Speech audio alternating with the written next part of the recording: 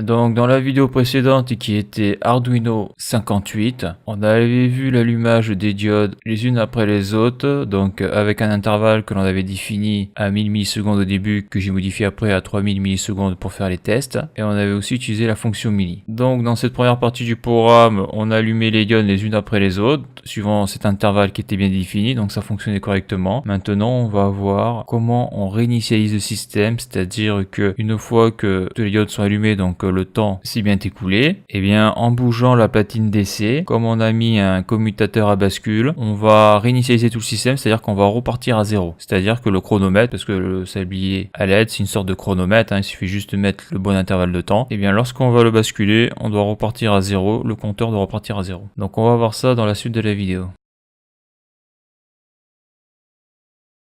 Donc sur le code on s'était arrêté ici. Donc bien sûr la remise à zéro des 6 diodes peut se faire à n'importe quel moment. C'est-à-dire qu'on peut interrompre le chronomètre en le basculant pour repartir à 0 secondes. Donc pour cela il va déjà falloir consulter sur quel état est le commutateur bascule. Donc ça cette ligne de code là je l'avais déjà mise parce que lorsqu'on a fait le programme pour tester la platine j'en ai eu besoin pour contrôler le bon fonctionnement du commutateur à bascule que l'on appelle en anglais tilt switch. Donc ça c'est bon. Donc maintenant il faut que j'écrive le programme. Donc ça va être du style si le commutateur à bascule est à 0, car on avait vu que lorsqu'il était à plat, il était à 1, alors je passe toutes mes broches à l'état low dans un premier temps. Donc if, j'ouvre la parenthèse, commutateur à bascule état égal, donc là c'est le égal mathématique, 0, je ferme la parenthèse, j'ouvre la collade, donc je vais mettre une boucle for, et là je vais prendre la variable broche, car ce sont les broches que je vais toutes basculer, d'ailleurs je vais carrément faire ça, ça sera plus simple, CTRL C, CTRL V, je fais un petit CTRL T, donc là je veux que de la broche 2 à la broche 7,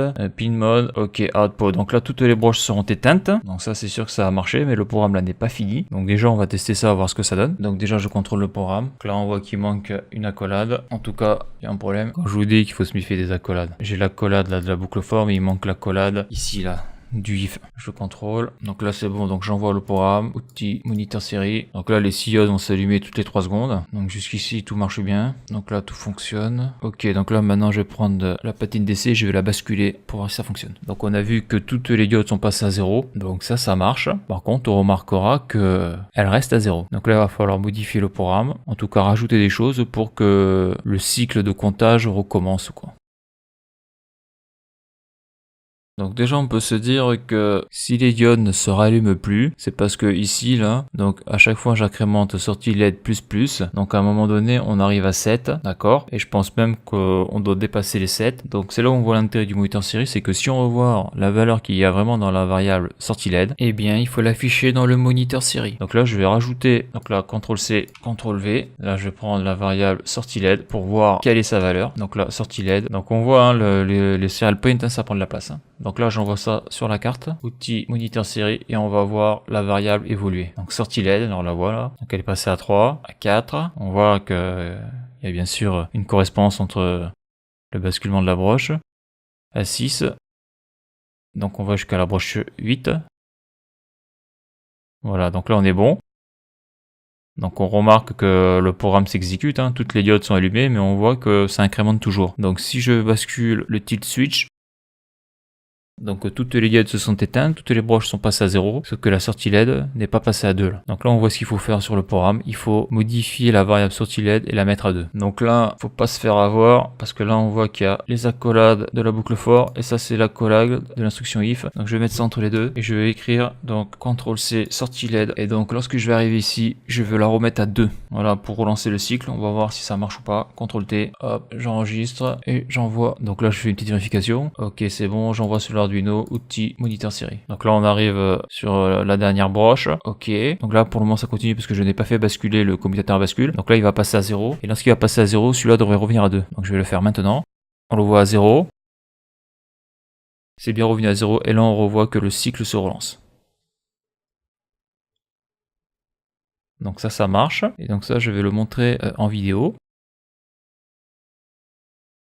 Outil moniteur série, voilà.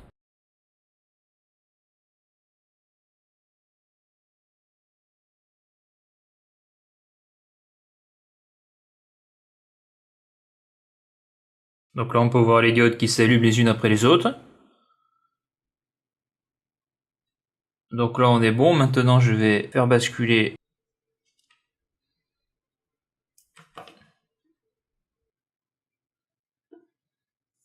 Donc ça recommence. Et là si je le fais en cours, ça repart bien à 0. Il n'y a pas de problème. Et on remarquera que tant que le commutateur à bascule est sur l'état 0, les diodes restent éteintes. Il faut que le commutateur bascule passe à 1 pour pouvoir relancer le cycle de comptage. Donc là, il y a quelque chose de très intéressant qu'on vient de voir, c'est que si le commutateur bascule reste à 0, eh bien les diodes restent éteintes. Alors que le programme, lui, il fait constamment ça, lui. Il est tout le temps à contrôler. Donc ça voudrait dire que ce bout de code-là est prioritaire à ce bout de code-là. Parce que lorsque le programme s'exécute, donc il va d'en haut en bas, donc du void loop, donc il fait l'exécution de cette première condition. Si temps actuel moins temps précédent est supérieur ou égal à l'intervalle, j'allume ma LED. Donc bien sûr, il fait ça en permanence. Et après, au bout de 3 secondes, il allume une autre. Mais en même temps, le programme continue à s'exécuter, comme ça va super vite, vu que on peut constater que la fonction milli compte au milliseconde près. Et donc l'autre instruction dit que si le commutateur bascule est à 0, ce qui est le cas, la boucle for met toutes les broches sur low. Alors peut-être que pendant l'exécution du programme, donc la LED qui est sur broche 2 s'allume, mais elle ne s'allume que 1 milliseconde, donc c'est-à-dire qu'on la voit pas s'allumer quoi, parce que il y a celui-là là qui est prioritaire. Donc j'ai l'impression que ça marche comme ça, parce que là on peut constater que tant que je reste à l'état 0, toutes les diodes restent éteintes. Et donc je pense que c'est là où on voit l'importance de bien placer ces conditions dans le programme et qu'il y a des conditions qui vont être plus fortes que d'autres au niveau de l'exécution sur les broches. Et donc ça peut probablement causer de grands conflits lorsque le programme est mal fait. Des grands conflits au niveau des broches. Donc voilà, c'est tout pour cette vidéo. La suite sera dans Arduino 60. Alors voilà pour cette vidéo. Si tu as aimé la vidéo, n'hésite pas à la liker et à la partager. Tu peux t'abonner à la chaîne. Tu peux aller voir les articles de mon blog qui traitent de l'électricité, du chaud et du froid. Et pour ceux qui voudraient me soutenir financièrement dans la reproduction de mes vidéos, par un don, le lien est sur la page d'accueil de la chaîne YouTube. Merci et à bientôt pour une prochaine vidéo.